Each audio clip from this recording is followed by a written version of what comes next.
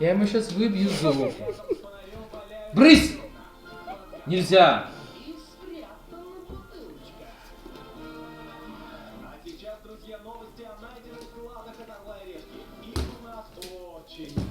Шелли! Найдена бутылка с кисшей меди. Здесь счастливчиком стал Максим. Он по центру фото.